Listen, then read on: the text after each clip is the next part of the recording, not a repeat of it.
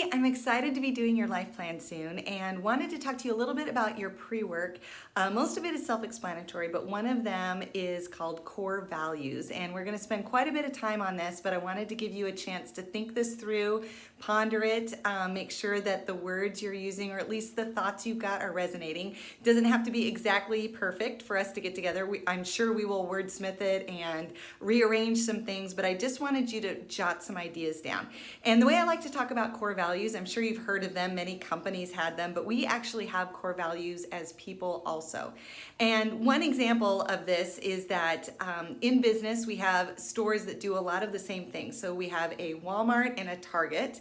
They are both actually the same kind of store. They're big box stores. They try to give you everything that you want, but they have very different values, and that changes the way that we experience those stores. So if you go to Walmart, they really value low cost and saving their customers money. So you don't have 20 different kinds of toothpaste. You have one or two that they can get for a really good deal. It's kind of warehousey feeling. They've got cement floors. It's hard to find someone to help you. At least at my Walmart, there are like 26 aisles, but only 2 are ever open at one time. They're saving me money, and that is their highest value.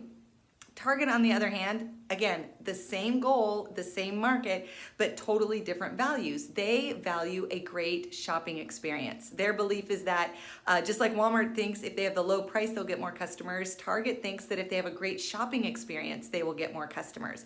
And so when I walk in there, the floor is white tile. In fact, I even see a guy with a broom handle and a tennis ball in the end, like rubbing off all of the smudge marks on the white floor.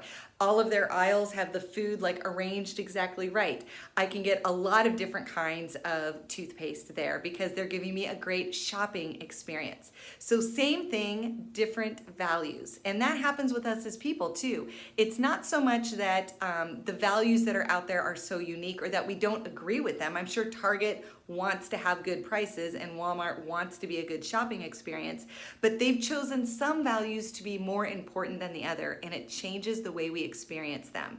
Just like I have values that are more important than others, and so that changes the way people experience me. So one example, I think everyone would agree that honesty is important and is a value that most people share. However, for some people, honesty is a core value, which means that whenever you interact with me, you will always get an honest viewpoint. Or if you were to betray my value of honesty, if you were to lie to me or manipulate me or do something that I felt was kind of shady, that is a major violation. Now, for me personally, I believe in honesty. I try to be a truth teller, but honesty isn't one of my core values. So I work with people who like summarize or round up their numbers or give me an estimate. And even if it's kind of off base, I may not like it every time, but it doesn't bother me. I have family members where this really bothers them. You round up from $17.99 to $18 and they will let you know it's $17.99. Or sometimes I will tell a story and I'll leave out details, or maybe I remember it differently. They are quick to correct me because honesty is a very core value of them. And I respect that and I actually really appreciate it, but it's not how people interact with me. So when you do this exercise of looking for core values, I want you to think about those things that aren't necessarily things you just agree with or feel like you should put down. We kind of all agree that people should be good people, honest people, loving people, care about others, all those things. What are those things that are unique to you?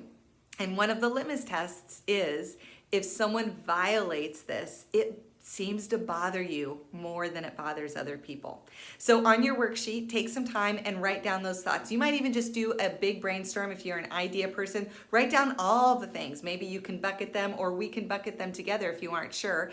If this is a hard exercise for you and you aren't an easy brainstormer about your values, just go on Google and look up core values or kinds of values. There will be lists of hundreds and thousands of words that can get your mind flowing. But if you think back through your history or you think of what matters most to you, over the course of time. Maybe not just right this moment or in the job you're in right now or the one relationship that's going rough, but do those same things that are bothering you, have they bothered you in the past?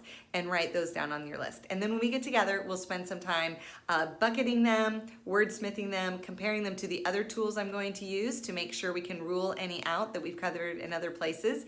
And then you'll be able to walk away at the end of your life plan with some really clear 3 to 5 or even maybe a few more core values that you know are truly unique to you and can guide the decisions that you make in the future. I'll see you soon.